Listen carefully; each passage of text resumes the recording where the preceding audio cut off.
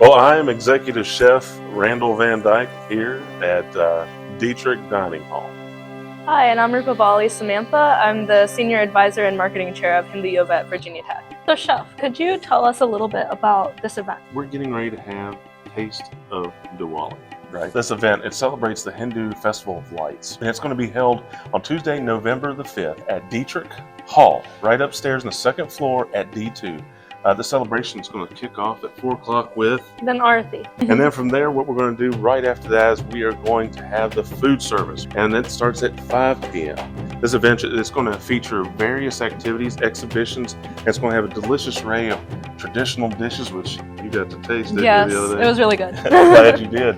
And then the attendees, they're going to be able to expect this vibrant experience. I know you all been talking about the decor and how bright this is going to be, and then they're going to get a sneak peek of these authentic Diwali flavors. Wow. It's going to be a great event. I'm looking forward to it. So are we. So what made VT Dining interested in celebrating Diwali with us? Well, VT Dining has always recognized the value of cultural diversity. Mm-hmm. Many of the students we serve every day, Southwest Virginia is not their home. Yeah. Right? Mm-hmm. Over the years, we've partnered with numerous cultural organizations to create events to foster learning and community building. You know, these opportunities allow students that help share tradition and the heritages of home with their peers, right? And we're always looking forward to building that kind of community, right? With here at Virginia Tech. What better way than to just bring a bunch of people together and be able to just enjoy thoroughly well-prepared food, right? Yeah, I couldn't agree more. So in the process of curating this event, Hindu Yoga at Virginia Tech sent you guys a list of various dishes that we have during Diwali. Mm-hmm. Could you tell us a little bit about the process of how you chose which dishes to feature for this event? Yes.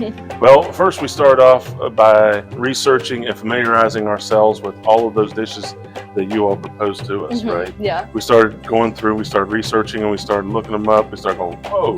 We could really see some really wonderful foods through that research. And this allowed us to compare them with what our student population already enjoys on a daily basis and what they come to Dietrich and to D2 for. So we got to make a comparison. And so we can always find some familiarities with culture. Yeah, right? for sure. And so then we also consulted several of our staff members. So we have several staff members that are from your culture. And so we were able to consult with them. And then many of them, they celebrate, they knew exactly what we were talking about, right, with the celebration. And so they got excited. And so they gave us feedback on what were their personal favorites and what they enjoyed and what they would celebrate with, right? And so we took on some of that information. And then what else did we do after that? From there, we calculated the logistics, right? So now we have to look at logistics when we look at recipes. From there, we had to see what is our equipment needs, right? How much equipment do we have that can pull off this menu, right? Once we started bringing it together, then we had to look at labor needs, right?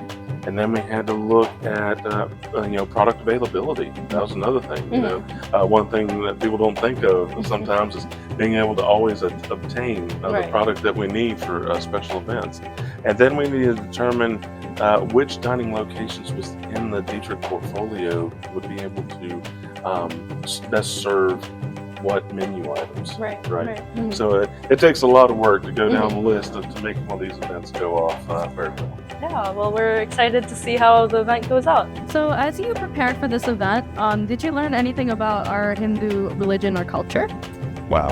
Yeah, again, you can't help when you prepare for an event like this but to learn. Yeah. The whole experience was learning for us. But one of the things that I learned was that Hinduism is not only prominent in India, but also in several other countries like Nepal, Bangladesh, Sri Lanka, even Australia to South Africa. Yeah. And it's all over, and when we sit here and go back and look at it.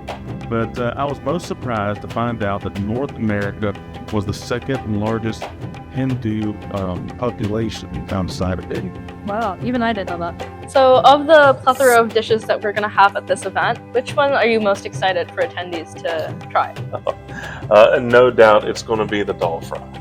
Okay. Yeah. The dal fry. It was the most. It's this flavorful lentil dish, right? I mean, the flavors, they just pop. At first, you got the tikka masala, right? You got the onions, you got the tomatoes, you got the chilies, you got a variety of spices and aromatics, right? That are within this dish, and it's comforting.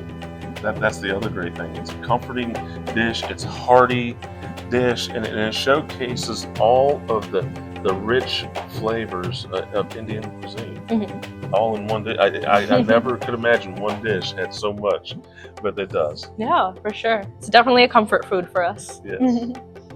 So we have a bunch of dishes for this event. A lot of them are maybe unfamiliar to you and your staff. So which one was the most complex for you guys to curate for us? I think the most complex was the dokla. Am I Okay. saying that right? Dhokla. Yes. Yeah. Dokla. So it's this steamed spongy cake. It was probably the most complex to prepare.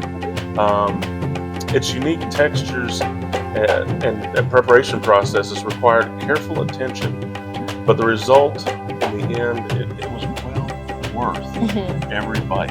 Nice. I promise. Every bite. Glad to hear it.